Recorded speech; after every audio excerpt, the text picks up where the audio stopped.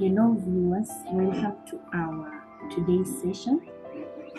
We are going to look at the 4 important documents that you need to have prepared in advance before you apply for a scholarship.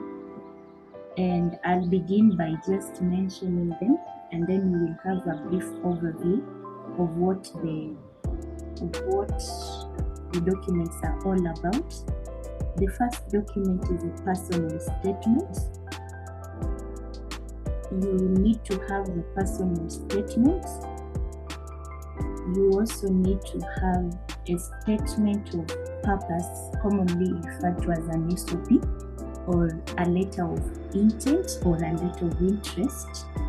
You also need to have a motivation letter, and you have to have prepared in advance a study plan.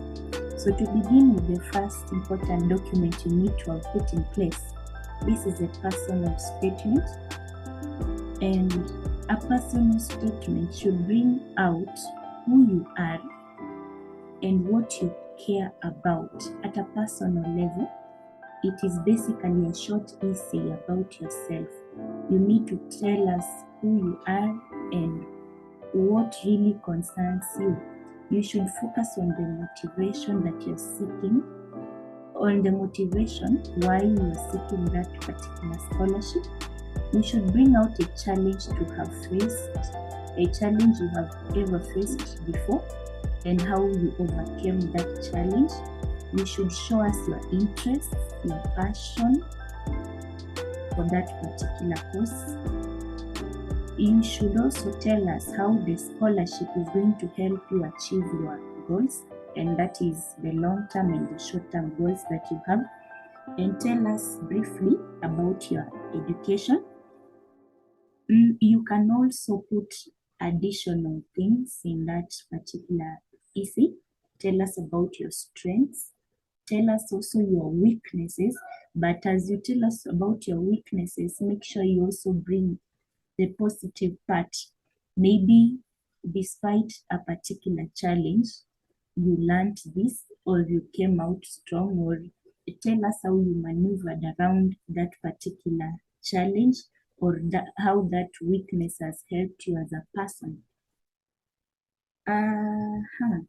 We are going to also discuss about the second important document that you should have prepared before applying for a scholarship.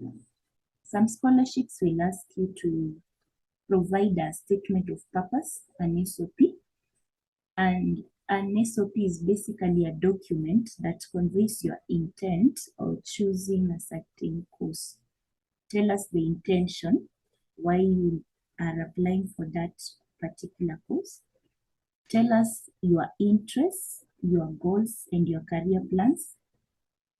Tell us about also your academic and professional background, and make sure you are highlighting the accomplishments, what you've achieved so far, your goals, that is your future plans, and how you are fitting for that particular program. It is good to demonstrate that you are really the right person to be given that particular opportunity. Also, you can tell us in a statement of purpose while writing that essay, make sure you are telling us about why you are choosing this particular university. For example, you are writing a statement of purpose applying for a course in the University of Nairobi or Kenyatta University. Make sure you are telling us why are you choosing Kenyatta University amongst the many universities around you, or why are you opting for Makerere University? Why are you going for Harvard and the many more universities that you are having? Make sure it comes out clearly. Is it the reputation about this university? Okay, why are you choosing this particular course? Why are you choosing, maybe it's about biomedical sciences, a course, a master's degree in a biomedical science course? Why are you choosing that specific? And maybe some courses will have a specialization. For example, microbiology, it's a broad subject, but then you are choosing to specialize maybe in bacterial immunology. So you need to tell us why are you so much interested in bacteria and not parasites? Why are you interested in bacterial immunology and not bacteria and not the pathogenicity or maybe the vector and the many others? Also tell us what motivates you to apply for that course. Is it because it is a current trend, or maybe so many people are venturing into it, or is it because of maybe a previous outbreak of a disease, an epidemic that wiped out multitudes of people? So what really motivates you to apply that course? Have you always been seeking maybe to solve problems in the society, to bring a solution? So you need to tell us clearly. For example, your research questions should address a particular problem, and maybe that is now what is motivating you to apply for that course. You could be having a research topic and your research questions are specific to solve a particular problem, and that particular problem is mostly or majorly covered maybe in that particular course that you've applied. For example, you are trying to find, your research question is about looking at drug resistance for HIV. So the course could be maybe virology with a specialization in HIV, because your research questions are going to address that. Looking at the next document that is important, that is a motivation letter. I know most of you have reached a point you are applying for a master's, or maybe you're applying for a scholarship, master's course in any university, or scholarship in any organization, and then you are required to provide an essay, a motivation letter. What is a motivation letter? And to define, a motivation letter will explain your motivation and qualifications that you have.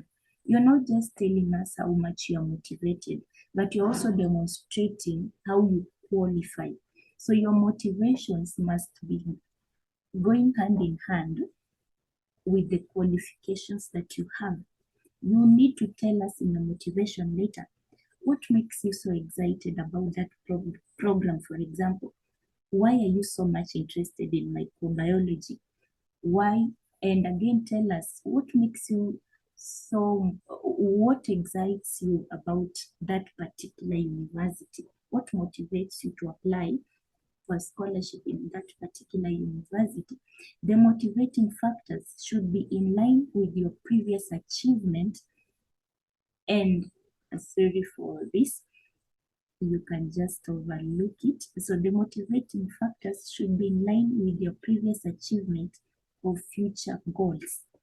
And then focus more on your personality. Remember, this is an essay that wants to demonstrate how motivated you are. So focus more on your personality. Don't bring other people in context. Don't tell us about so and so did this. So tell us about what you have done, or what about you. Focus on your personality. Focus on your interests. What are you interested? And focus on the motives for applying. What is your motive? Is it for career advancement? Is it for knowledge gain? Is it for exploring? Maybe you want to go to this university because you want to explore. Maybe it's a university away from home, away from your home country, and you really want to explore other universities.